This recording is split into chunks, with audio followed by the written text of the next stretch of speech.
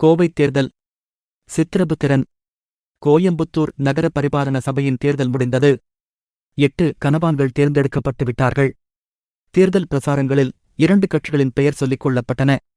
ஒன்று சுயராஜ்யக் கட்சி, மற்றொன்று ஜஸ்டிஸ் கட்சி. சுயராஜ்யக் கட்சிக்கு என கோயம்புத்தூர் காங்கிரஸ் நிர்வாகிகள் போர் பிரச்சாரம் செய்தனர். ஜஸ்டிஸ் கட்சிக்காக எவ்வித பிரசாரமும் நடைபெறாவிட்டாலும் காங்கிரஸ்காரர்கள் நடந்து கொண்ட மாதிரியே ஜஸ்டிஸ் கட்சிக்கு பிரச்சாரம் தேவையில்லாமல் போய்விட்டது. உண்மையிலேயே இப்பொழுது தேர்தலில் வெற்றி பெற்ற கனவான்கள் எவ்வித பிரசாரத்தினாலும் பாதகமோ சாதகமோ அடைய முடியாதவர்கள். இவர்கள் 8 பேரும் உண்மையில் எவ்வித தனிக்கட்சியும் சேர்ந்தவர்கள் அல்ல. அரண்மனை நெல்லுக்கு பெருச்சாளிகள் சண்டையிட்டுக் கொள்வது போல் அனாவசியமாய் சொந்த விரோதங்களையும் சுயநலங்களையும் உத்தேசித்து ஒருவரை ஒருவர் திட்டியும் பழிசுமத்தியும் ஆசை தீர்த்து கொண்டது அல்லாமல் வேறு எவ்வித பொதுநன்மையும் பிரசாரங்களில் தோன்றவில்லை. சுயராஜ்யக் கட்சியின் பெயரால் வெற்றி பெற்றதாகச் சொல்லப்படும் 3 கனவான்களும் காங்கிரஸ் பிரச்சாரத்தால்தான் வெற்றி பெற்றனர் என்று சொல்ல முடியாது. ஒரு கனவானுக்கு போட்டியே இல்லை. அவர்தான் சேமான் பழனிசாமி செட்டியார் அவர்கள். அவருக்கு யாதொரு பிரசாரமும் தேவையில்லாதபடி அவ்வளவு மிகுதி செல்வாக்கும் ஜனங்களிடம் நம்பிக்கையும் பெற்றவர். அவருக்கு ஜெயம் கிடைக்கும் என்கின்ற உறுதியைக் கொண்டே அவரை சுயராஜ்யக் கட்சி அங்கத்தினர் என்று விளம்பரம் செய்துவிட்டனர். இரண்டாவதாக சுயராஜ்யக் கட்சியின் பெயரால் வெற்றி பெற்றவர் என்று சொல்லப்படுபவர் தேமான் CM ராமச்சந்திர செட்டியார். இவருக்கு காங்கிரஸ்காரர்களின் பிரசாரமே கொஞ்சமும் தேவையில்லாமல் இருந்ததோடு காங்கிரஸ் பிரசாரம் தமக்கு ஏதாவது தோல்வியை உண்டாக்கிவிடுமோ என்கிற பயத்தால் காங்கிரஸ் பிரசாரகர்கள் தமது வார்டுக்குள் வரக்கூடாது என்று கண்டிப்பான உத்தரவு போட்டுவிட்டார். தாமும் கொஞ்சமும் இப்பிரசாரங்களில் கலந்து கொள்ளவே இல்லை. சேமான் செட்டியார் அவர்களின் செல்வாக்கும் பொதுநல சேவையும் தமிழுக்காகவும் மதுவிலக்குக்காகவும் மற்றும் பொது நலத்துக்காகவும் சேவை செய்து வருவது காங்கிரஸ் நற்சாட்சி பத்திரத்தை விட எவ்வளவோ மடங்கு மேலானது. 3வது கனவான் சேமான் குப்புச்சாமி நாயுடு அவர்கள். இவர் வெற்றியைப் பற்றியும் காங்கிரஸ்காரர்களின் பிரசாரத்தினால்தான் வெற்றி பெற்றார் எனப் பெருமை பாராட்டிக் கொள்ள முடியாது. சேமான் நாயுடு அவர்கள் வெகு காலமாகவே காங்கிரஸ் அபிமானியாகவும் பொதுநல ஊக்கமுள்ளவராகவும் இருந்து வந்திருக்கிறார். மற்றும் பல காரணங்களாலும் தேமான் நாயுடு அவர்களின் வெற்றிக்கு காங்கிரஸ்காரர்கள் காரணமல்லவென்று காங்கிரஸ்காரர்களுக்கே தெரியும். இம்3 கனவான்களும் நிச்சயமாய் வெற்றி பெறுவார்கள் என்கிற எண்ணத்தைக் கொண்டே சுயராஜ்யக் கட்சியின் ஜாப்தாவில் சேர்த்துக் கொள்ளப்பட்டது.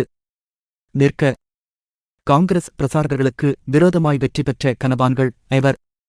இவர்களில் முதலாவதவர் சேமான் சி. விசுப்பையா செட்டியார் அவர்கள். இவர் வெற்றிக்கு முக்கிய காரணம் காங்கிரஸ் பிரசாரத்தின் போக்குதான். இவருக்கு எதிரடையாக நின்றவரும் காங்கிரஸ் அபிமானியும் பொதுநல ஊக்கமும் அவர் வார்டில் நல்ல செல்வாக்கும் உள்ளவர். முன்பு கவுன்சிலராகவும் இருந்தவர். இவர் வெற்றி அடைந்திருக்க வேண்டியதுதான். அப்படியிருக்க அதிகப்படியான ஓட்டுகளால் தோல்வி அடைய காரணம் காங்கிரஸ் பிரசாரத்தின் ஊழலானது ஜனங்களின் மனதை அவ்வளவு தூரம் மாற்றிவிட்டது. காங்கிரஸ் பிரசாரம் இல்லாதிருந்தால் இவர் வெற்றியடைய போதுமான சௌகரியம் இருந்ததாகவே சொல்லப்படுகிறது. எப்படியிருந்தாலும் ஒரு சாபனத்திற்கு 2 பேர் நின்றால் ஒருவருக்குத்தான் வெற்றி கிடைக்கும். அடுத்தபடியாக காங்கிரஸ் பிரசாரத்திற்கு விரோதமாக வெற்றி பெற்றவர் தேமான் V. S. செங்கோட்டையா அவர்கள். இவருடைய வெற்றியைப் பற்றி கோயம்புத்தூர் ஜில்லாவிலேயே எவரும் பொறாமைப்படமாட்டார்கள். இவர் காங்கிரஸ் அபிமானி. காங்கிரசிற்கும் பொருள் உதவி வந்திருக்கிறார். கதர் உற்பத்திக்கு சென்னிமலையில் எவ்வளவோ ஏற்பாடு செய்தார். மற்ற பொது நன்மையான விஷயங்களுக்கும் எவ்வளவோ தாராளமாக பொருள் உதவி செய்து வருகிறார்.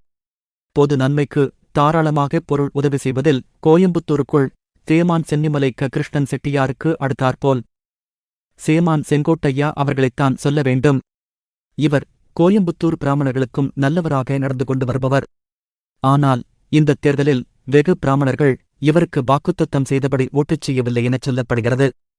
இது மெய்யானால் கூட இதில் ஒன்றும் அதிசயமில்லை. 3வதாக காங்கிரஸ் பிரசாரத்திற்கு விரோதமாய் வெற்றி பெற்றவர் சேமான் லட்சுமணத்தேவர் அவர்கள். அவருடைய வார்டில் அவர்கள் வகுப்பைச் சேர்ந்தவர்களே பெரும்பான்மையான ஓட்டர்களானதால் அவ்வகுப்பைச் சேர்ந்தவர்தான் வர முடியும். இதுபோலவே ஒவ்வொரு வார்டிலும் பெரும்பான்மையான ஓட்டர்கள் எந்த வகுப்பைச் சேர்ந்தவர்களோ அவர்கள்தான் எப்பொழுதும் வரவேண்டுமென்று விரும்புகிறோம். இவர் பழைய கவுன்சிலர் எனவே தெரிகிறது. 4வது 5வதாக வெற்றி பெற்றவர்கள் சேமான்கள் அரிநாராயண பிள்ளை அவர்களும் கேசவ பிள்ளை அவர்களும் ஆவார்கள். இவர்கள் பழைய கவுன்சிலர்கள் எனத் தெரிகிறது. ஆகவே இரு கட்சியின் பெயரால் வெற்றி பெற்ற 8 கனவான்களும் உண்மையில் எத்தனிக் கட்சியும் சேர்ந்தவர்கள் அல்லர். ஆதலால் அவர்களின் வெற்றி எந்தக் கட்சிக்கும் தோல்வியும் இல்லை, வெற்றியும் இல்லை. நகர பரிபாலன சபைக்கும் லாபமும் இல்லை. காங்கிரசிற்கு சிறிது கெட்ட பெயர் ஏற்பட்டதையன்றி பிரமாதமாக ஒன்றும் முழுகிப் போய்விடவில்லை. காங்கிரசின் எதிர்கால நிலைமைக்கு தற்காலப் போக்குகள் பலவிதத்திலும் ஆபத்தாகத்தான் இருந்து வருகின்றன. ஆகையால் இதனாலேயே காங்கிரஸ் முழுகிப் போய்விட்டதென்று சொல்லுவதற்கும் இடமில்லை. காங்கிரசின் பெயரால் பிரசாரம் செய்தவர்களுக்கும் ஒன்றும் பெரிய தோல்வி வந்துவிடவில்லை. இந்த சந்தர்ப்பத்தை ஆதாரமாக வைத்துக்கொண்டு சிலரை ஆசை தீர வைய வேண்டும் என்பதுதான் அவர்களது விருப்பம். அதுவும் அவர்களுக்கு நிறைவேறிவிட்டது. அவர்களால் திட்டப்பட்டவர்களுக்கும் ஒன்றும் முழுகிப் போய்விடவில்லை. யாருக்கும் எவ்வித செல்வாக்கும் குறைந்துவிடவும் இல்லை. எவரோ 4 பேர் மேடை மீது ஏறி ஒருவரைத் தூற்றுவதால் அவருடைய செல்வாக்கு குறைந்து போகுமானால் அவ்வித செல்வாக்கு இவர்களுக்கு இருந்தும் பயன் என்ன? முடிவாக கோயம்புத்தூர் நகர பரிபாலன சபைக்கு தேர்ந்தெடுக்கப்பெற்ற 8 கனவான்களையும் நாம் பாராட்டுகின்றோம்.